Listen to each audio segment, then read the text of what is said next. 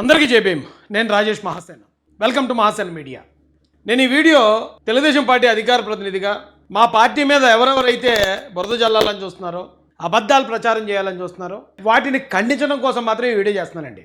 ఇది డిస్క్లైమర్ ఎందుకు చెప్పాను నేనంటే, ఇప్పుడు నేను మాట్లాడబోయే మాటల్లో నుంచి ఇదిగో రాజేష్ని ఉపయోగించి చంద్రబాబు నాయుడు గారు మా కాపు నేతని విమర్శించారు కాబట్టి తెలుగుదేశం పార్టీ ఇదిగో ఇలా చేస్తుంది, కాపుల మీద రాజేష్తో దాడి చేస్తుందని కూడా అన్నకు అవకాశాలు ఉన్నాయి. అందుకని కేవలం ఒకవేళ రాజకీయంగా మీరు మా పార్టీ గురించి మాట్లాడినప్పుడు మేము ఈ పార్టీ గురించి మీ గురించి మాట్లాడతాం. అయ్యా అర్థం చేసుకోవాల్సిందిగా రిక్వెస్ట్ చేస్తున్నాను. కాపు నాయకుడిగా పేరుగాంచిన ముద్రగడ పద్మనాభం గారు మా ప్రాంత నాయకులు, ఆయన అంటే నాకు గౌరవం. కానీ అతను ఎందుకు వచ్చాడు, ఎక్కడి నుంచి వచ్చాడు, ఇప్పుడు ఏం మాట్లాడుతున్నాడు, ఈ వివరాలు ఇప్పుడు ఈ రోజున ప్రజలకు తెలియజేసే ప్రయత్నం చేస్తానండి. ముద్రగడ పద్మనాభం గారు ఆయన చాలా సీనియర్ లీడర్. ఇంకా చెప్పాలంటే వంగవీటి మోహన్ రంగా గారు ఆ కాలంలో ముద్రగడ పద్మనాభం గారు, వంగవీటి రంగా గారు కాంగ్రెస్ పార్టీ తరపున కానీ లేదా అప్పుడు పార్టీ పెడితే ఖచ్చితంగా 5 సంవత్సరాలు 10 సంవత్సరాలు ఈ రాష్ట్రాన్ని పరిపాలించే స్థాయి వ్యక్తులే. అందులో మనం ఏం ఆలోచించక్కర్లే. కానీ ఈయన ఎందుకు కొన్ని పరిస్థితుల్లో కొన్ని రకాలుగా ఆయన ఎందుకు ప్రవర్తిస్తాడో నాకు ఇప్పుడు కూడా అర్థం అవుతుంది. అంత స్థాయి అంత స్టేజ్లో ఉన్న నాయకుడు ఇలా ఎందుకు మాట్లాడాడు ఒకసారి మీరు చూడండి. మాట్లాడింది మాజీ మంత్రుల ఇళ్ల మీద దాడి చేయించడం అనేది చాలా సిగ్గుసేటుగా ఉందండి. బహుశా దేశంలో ఎక్కడా కూడా ఇటువంటి దాడులు ఉండవండి. 2 దఫాలు కాపులు సహకారంతో 2 సార్లు ముఖ్యమంత్రి అయ్యారు. 2 సార్లు కూడా కాపుల్ని టార్గెట్ చేసి అవమానం పాలు చేస్తా ఉన్నారు. అంటే బానిసలుగా బతకాలని మన అభిప్రాయం అనుకుంటానండి. ముందుసారి అయితే రాంబాబు గారి లాగా నన్ను, నా భార్యని, నా కోడలని, కొడుకుని కూడా నీచాతినీచంగా ఇప్పుడు ఆయన ఏమన్నారంటే అండి, ముందుసారి ముద్రగడ గారిని, వాళ్ళ భార్య గారిని, వాళ్ళ కొడుకుని, వాళ్ళ కోడల్ని చాలా నీచాతి నీచంగా మమ్మల్ని ట్రీట్ చేశారు, ఇప్పుడు అంబటి రాంబాబు గారిని ట్రీట్ చేసినట్టు అని పెద్ద ఆయన ముద్రగడ గారు కోట్ చేశారు. అయితే అప్పుడు జరిగిన సంఘటన ఏంటి, సందర్భం ఏంటి? తునిలో మీటింగ్ పెట్టారు రిజర్వేషన్ల కోసం. అక్కడ ఒక ట్రైన్ తగలబెట్టారు. పెద్దగా చాలా పెద్ద అల్లర్లు జరిగాయి అక్కడ. అదే అల్లర్లు మీరు జగన్మోహన్ రెడ్డి గారి గవర్నమెంట్లో ఎందుకు చేయలేదు? ఇది నా ఫస్ట్ ప్రశ్న. ఒకవేళ జగన్మోహన్ రెడ్డి గారు 2019 నుంచి 24 మధ్యలో ఆయన పరిపాలనప్పుడు మీరు ఎందుకు రిజర్వేషన్ల కోసం రోడ్డు ఎక్కలేదు?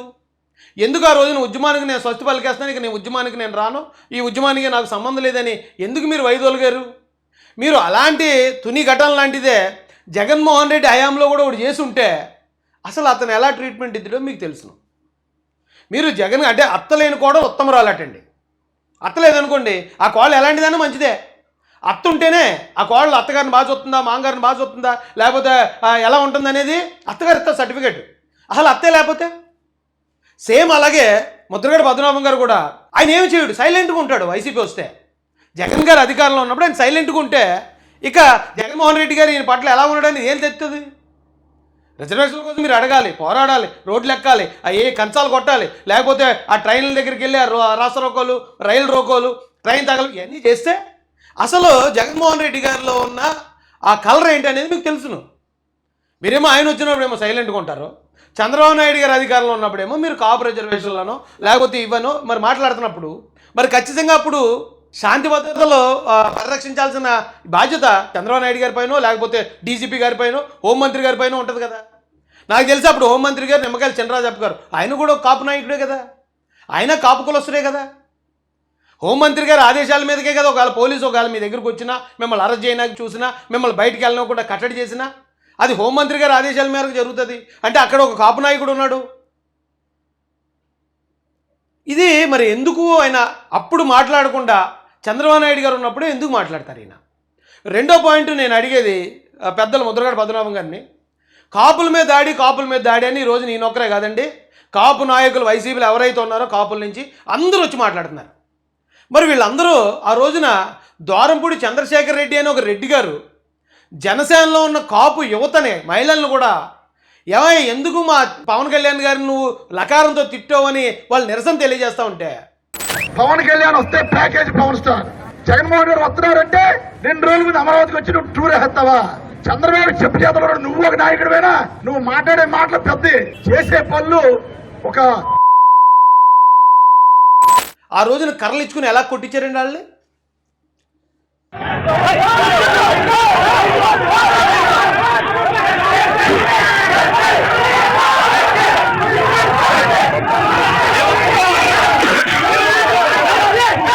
అంటే గొడవలు చూపిస్తామంటే మళ్ళీ గైడ్ లైన్స్ ఏదో రాంగ్ చూపిస్తుంది యూట్యూబ్. మహిళల్ని వాళ్ళని పరిగెట్టించి పక్కనున్న ఈ డ్రైనేజ్ కాలువలు ఉంటాయి కదండి, ఆ కాలువలో పడేసి మరి కుట్టారండి ఆ రోజున జనసేన వీర మహిళలు. అందులో అందరూ కాపులు ఉన్నారు, ఎక్కువ మెజారిటీ. మరి ఆ రోజున కాపులను అంత దారుణంగా కొట్టించిన ద్వారంపూడి చంద్రశేఖర్ రెడ్డి గారిని ఈరోజు కాపుల మీద దాడి అని మాట్లాడుతున్న ముద్రగడ గారు కానీ, లేకపోతే అంబటి రాంబాబు గారు కానీ, లేకపోతే గుడివాడ అమర్నాథ్ గారు కానీ, జక్కంపూడి రాజా గారు కానీ, తోట త్రిమూర్తులు గారు కానీ మీరు ఎందుకు ప్రశ్నించలేదు ఆ రోజు ఆయన్ని? ఏమండి మేము కాపు వైపు నిలబడేవాళ్ళం, ఆ కులం తరపున ఎదిగిన నాయకులు మీరు మా కులస్తులను ఎలా కొట్టిస్తారు? వాళ్ళు ఏమైనా తప్పు చేస్తే మీరు చట్టపరంగా చర్యలు తీసుకోవాలి, కానీ మీరు ఎలా కొట్టిస్తారని ఆ రోజు ఎందుకు అడగలేదు? ఈరోజు అంబటి రాంబాబు గారి మీద ఎవరైనా దాడి చేశారా? ఆయన ఎవరైనా కొట్టారా? ఆ ఇంట్లో మహిళలను ఎవరైనా కొట్టారా? ఏమండి ఆ రోజున పవన్ కళ్యాణ్ గారి అభిమానుల పేరుతో వెళ్ళి దెబ్బలు తిన్న మహిళలు అక్కడ ఉన్న వాళ్ళు కాపులు కదా? ఇప్పుడు మీరు చెప్పిన వాళ్ళే కాపులండి? ఏం న్యాయం సార్ ఇది? ఉన్నారు అంటే బానిసలుగా బతకాలని వారి అభిప్రాయం అనుకుంటానని. ముందుసారి అయితే రాంబాబు గారి లాగా నన్ను, నా భార్యని, నా కోడలని, కొడుకుని కూడా నీచాతినీచంగా కొట్టించడం, తిట్టించడం. మళ్ళీ అడుగుతున్నానండి, మీరు ఏమి చేయకుండా ఇంట్లో ఉంటే, లేకపోతే మీరు సామరస్యంగా ఒక నిరసన తెలియజేస్తే ఆ రోజున పోలీసు వారు వచ్చి మిమ్మల్ని కంట్రోల్ చేశారా? అంటే మనం చేసింది అది మర్చిపోతే ఎలాగా? మనకి ఎదురైన పోలీసు నుంచి ఎదురైందే మనం గుర్తుపెట్టుకుని అంతకుముందు మనం చేసింది మర్చిపోయటం, ఆ మర్చిపోయి చెప్పకుండా ఇది మాత్రమే చెప్తే ప్రజలు నమ్మేస్తారనుకుంటే ఎలా సార్? ఇంకా ఈరోజు అంబటి రాంబాబు గారు కూడా ఈ గవర్నమెంట్ వచ్చి 20 నెలలు అవుతుంది, ఆయన చాలా దారుణంగా మాట్లాడాడు గతంలో. కానీ ఆ దారుణంగా మాట్లాడిన మాటలకి ఈ 20 నెలలు ఎప్పుడన్నా అంబటి రాంబాబు గారి గురించి ఎవరన్నా తిట్టడం కానీ, ఆయన ఇంటి మీదకి వెళ్ళటం కానీ, లేకపోతే దాడి చేయనే ప్రయత్నం ఎప్పుడైనా చేశారా? మొన్న ఎందుకు జరిగింది? ఆయన రోడ్డు మీదకి వచ్చి పబ్లిక్గా లకారంతో పెద్ద ఆయన తిట్టారు కాబట్టి జనాల కోపం వచ్చి.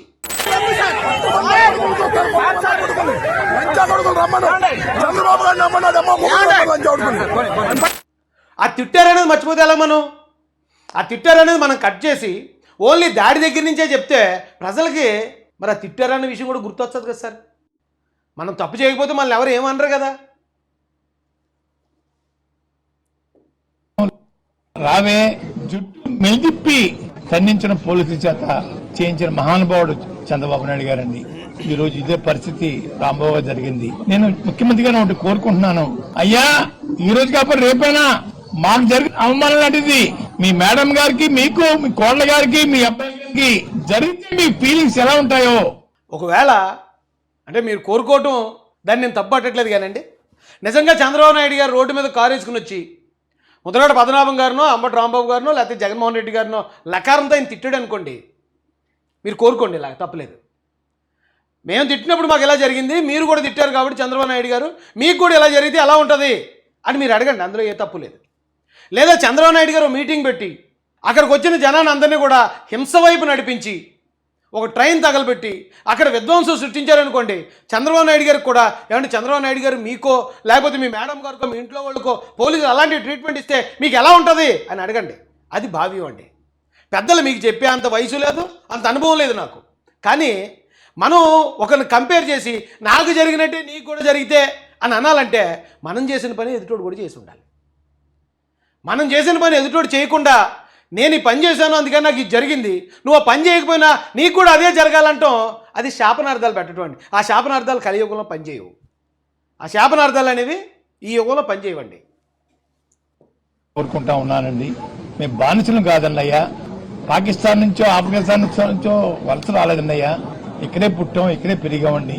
కానీ నీచాతినీచంగా మమ్మల్ని అసలు మీరు ముద్రగడ పద్మనాభం గారు మీలాంటి ఒక నాయకుడు, ఆ కాపు ఉద్యమాన్ని నడిపించిన నాయకుడు పార్టీలోకి వస్తే గతంలోనే మీకు ఒక 5-6 సీట్లు మీకు కేటాయించి ఉండాలి. జగన్ గారు ఇచ్చారా? కనీసం మీకు కూడా ఇవ్వలేదే.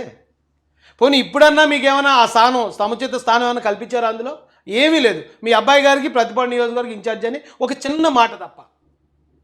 ఈ చిన్న మాటల కోసమే మీరు జగన్మోహన్ రెడ్డి గారిని మరి ఇంత ఇలా మోస్తున్నారు. మేము ఎవరికి బానిసలం కాదని మీరు మళ్ళీ చంద్రబాబు నాయుడు గారిని మరి ఎలా, ఏ ఉద్దేశంతో అన్నారు నాకు అర్థం కాలేదు. ఇప్పుడు మీకు ఆ రోజున నేను విన్నానండి, యేసుదాస్ గారు ఏదో కాపునాడు ఉద్యమంలో పనిచేసిన నాయకులు వాసిరెడ్డి యేసుదాస్ గారు నాతో అన్నారు. మరి అది ఎంతవరకు నిజమో నాకు తెలియదు. కానీ అప్పుడున్న తెలుగుదేశం పార్టీ కాపునాడు ఉద్యమానికి కాపునాడు నాయకులకి 25 సీట్లు ఇస్తామని చెప్పి ఓ ప్రపోజల్ పెట్టారు. అప్పుడు ముద్రగడ పద్మనాభం గారు ఒప్పుకోలేదు. ఈయన ఎంతో 40 సీట్లు ఎంత అడిగాడు. అడిగితే ఆ వచ్చే అవకాశం కూడా మాకు రాకుండా పోయిందని ఆయన అన్న మాట మరి నాకు గుర్తుంది. అందులో ఎంతవరకు వస్తుందో నాకు తెలీదు.